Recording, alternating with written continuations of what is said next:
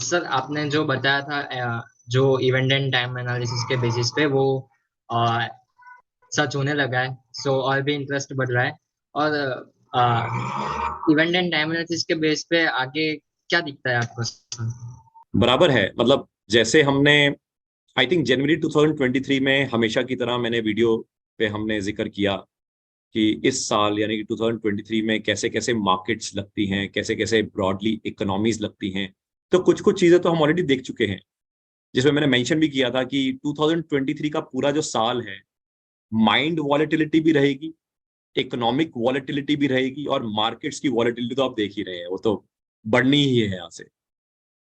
पहला जिक्र मैंने पहले भी किया था जनवरी 2023 वाली जो वीडियो है। मैं चाहूंगा कि सारे लोग जिन्होंने वो वीडियो पुरानी इवेंट एंड टाइम एनालिसिस की नहीं देखी हुई, तो इवेंट टाइम एनालिसिस की सारी वीडियोस एक बार देख लें। एंड फिर उसके बाद जो लेटेस्ट जनवरी 2023 में जो मैंने लेटेस्ट मार्केट की और इकोनॉमिक वॉलेटिलिटी की जो इवेंट एंड टाइम एनालिसिस की वीडियो दी थी, उसको भी एक बार देख लें। एंड जैसे मैंने उसमें जिक्र किया था, तो कुछ कुछ चीजें तो ऑलरेडी हो गई हैं और कुछ कुछ चीजें अभी होनी है। जैसे एग्जिस्टिंग जो वॉर है, जो रशिया यूक्रेन की, वो अब अप्रैल ऑनवर्ड्स और बड़ी एक्सपैंड होते हुए दिखती है, यानी कि और बड़ा एस्केलेट होते हुए दिखता है अप्रैल ऑनवर्ड्स। अब ये फर्दर और न्यू टेरिटरीज तक भी पहुंचते हुए दिखता है। मेरे को तो दिखता है कि शायद रशिया में भी कोई यूरोप के किसी नेशन के ऊपर या पॉसिबली यूके के ऊपर एक आधा पंगे वाला अटैक जो है वो करने की क्षमता रख सकता है। पॉसिबली फिनलैंड वो कंट्री हो सकता है, या पोलैंड वो कंट्री हो सकता है, वहां से भी शुरुआत कर सकता है रशिया। दूसरा, इनफैक्ट जैसे मैंने जिक्र किया था और कई बार मैंने हमारे नेटवर्क ग्रुप्स में भी हमने जिक्र किया कि इसराइल वाला जो काउंटर है उसको 2023 में जरूर ऑब्जर्व करना है, क्योंकि Israel is the next counter. और इसराइल ईरान एपिसोड ऑलरेडी आप देख रहे होंगे, और अब ये फर्दर और बड़ा ये ट्रिगर होगा, और ये धीरे धीरे करके गल्फ कंट्रीज को इंपैक्ट करेगा। एंड तीसरा काउंटर मैंने पहले भी जिक्र किया है, साउथ चाइना सी, और आप देख सकते हैं अब साउथ चाइना सी में भी काफी एक्शन शुरू हो गया है। एंड इनफैक्ट जब मैंने ये सारा चीजें मेंशन करी थी, तब साउथ चाइना सी पूरा शांत था, इसराइल पूरा शांत था। एंड मेरे को लगता है कि अब साउथ चाइना सी में भी काफी चीजें और ज्यादा एक्सपैंड होगी। एक मैंने जिक्र किया था कि वर्ल्ड में 2023 में अनरेस्ट दिखेगा, और इवन टाइम एनालिसिस की पुरानी वीडियो है जिसमें मैंने जिक्र किया था कि धीरे धीरे करके सारे कंट्रीज में अनरेस्ट बढ़ेगा। और तब तो सारा वर्ल्ड मस्त शांत था, और अब देख सकते हैं अब अनरेस्ट स्पेन में, फ्रांस में, इवन यूरोपियन के कई नेशंस में शुरू हो गया, और अब मेरे को लगता है यहाँ से और ज्यादा बढ़ते हुए और फर्दर कंट्रीज की तरफ जाएगा, यूएस की तरफ भी जाएगा। इंडिया में भी गॉड फॉरबिड मैंने कही था कि अनरेस्ट बढ़ेगा, क्योंकि वो एक तरह से काफी एंटी नेशनल एक्टिविटीज हैं जो हिंदुस्तान में होनी है, और काफी आर्टिफिशियली एनेक्टेड अनरेस्ट किया जाएगा हिंदुस्तान में, विद इन डिफरेंट रिलीजन्स भी हो सकता है, different sects of the society भी हो सकता है। और वो कुछ कुछ टेरिटरीज ऑफ इंडियन इकोनॉमी में हमने ऑलरेडी देख लिया है। जैसे वेस्ट बंगाल में देखा, महाराष्ट्र में देखा, पंजाब में देख रहे हैं, आने वाले समय में ये हमें केरला में दिखेगा, छत्तीसगढ़ में दिखेगा, पॉसिबली राजस्थान में भी एक आधा ट्रिगर दोबारा दिखेगा इंटरनेशनली भी। बट वैसे अनरेस्ट बढ़ेगा, मतलब वो तो मैंने पहले भी जिक्र किया ही। और अभी एक चीज पेंडिंग है ऑन हेल्थ ग्राउंड्स या कोई भी बहाने के कारण, मोस्ट प्रोबेबली बाइडन साहब यूएस का प्रेसिडेंट कंटिन्यू नहीं करेंगे, जो मैंने पहले भी जिक्र किया है। तो I think very soon this news will also be coming.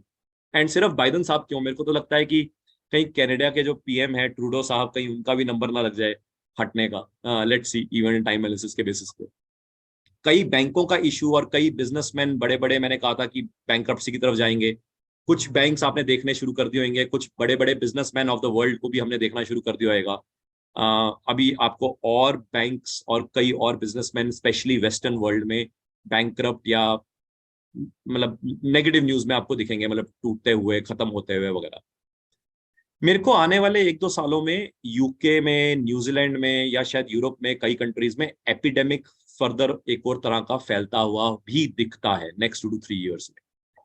And कुछ शायद मेरे को न्यूक्लियर लीकेज भी दिखती है यूएस में, या शायद कनाडा में, या शायद यूरोप में किसी कंट्री में न्यूक्लियर लीकेज। न्यूक्लियर अटैक की बात नहीं कर रहा मैं, न्यूक्लियर लीकेज की बात कर रहा हूँ। तो ये भी क्षमता दिखता है। मतलब मैं तो ये कहूंगा, जो मैं पहले भी एक दो साल से जिक्र कर रहा हूँ, कि जो एनआरआईज हैं, जो आपके रिश्तेदार हैं या आपके दोस्त यार हैं, उन सारे एनआरआईज को कहो कि प्लान प्लून बना ले इंडिया में आने की।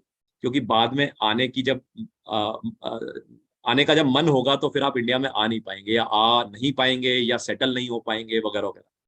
तो आई थिंक एनआरआईज जो है उनको रीथिंक करना चाहिए कि बाहर बैठे हुए हैं, कहीं ऐसा तो नहीं टाइम आ गया है, वक्त आ गया है कि हिंदुस्तान की तरफ चलते हैं, क्योंकि हिंदुस्तान ज्यादा सेफ रहेगा और वेस्टर्न वर्ल्ड स्पेशली बहुत ज्यादा अनसेफ रहेगा।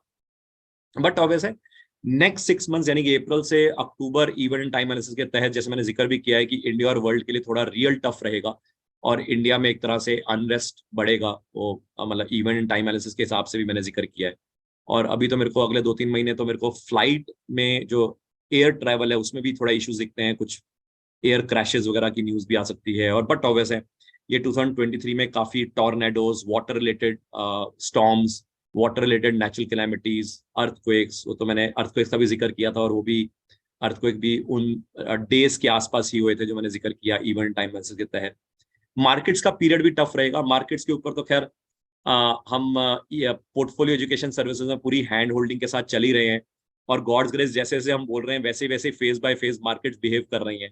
एंड मुझे लगता है कि शायद मेरे को कहना नहीं चाहिए बट जोकिंगली कहता हूँ कि जो हमारे पोर्टफोलियो एजुकेशन सर्विसेज का नहीं जुड़ा होगा वो मार्केट्स में नेकेड वे में एक्सपोज्ड होगा और कहीं ना कहीं फंसेगा ही, क्योंकि मार्केट्स में भी अब यहाँ पे एक डिफरेंट तरह की मार्केट्स फर्दर दिख रही हैं जो हमने पोर्टफोलियो एजुकेशन सर्विसेज में टाइम एंड अगेन डिस्कस किया ही है। और मेरे को लगता है कि अल्टीमेटली बिना नॉलेज के या बिना समझ के या बिना ऑथेंटिक समझ के अल्टीमेटली काफी लोगों का म्यूचुअल फंड का पोर्टफोलियो, शेयर्स का पोर्टफोलियो या ओवरऑल पोर्टफोलियो काफी हद तक इम्पैक्ट होगा। और तभी मैं कहता हूँ कि साइंटिफिकली सीखना जरूरी है। एंड इसीलिए I think portfolio education services में थैंकफुली हम सेफ हैं, गॉड्स ग्रेस है कि हम जैसे जैसे सीख रहे हैं और जैसे जैसे हम मार्केट्स का इवेंट टाइम एनालिसिस के हिसाब से प्रेडिक्शन कर रहे हैं, गॉड्स ग्रेस मार्केट वैसे ही बिहेव कर रही है। तो बाकी और भी कई और चीजें इवेंट टाइम एनालिसिस के तहत जैसे जैसे इवॉल्व होंगी आप देखेंगे, और मेरे को बताना कि ये सारी चीजें सच हो रही है नहीं हो रही, और बाकी कुछ ना कुछ चीजें और डिस्कस करते रहेंगे।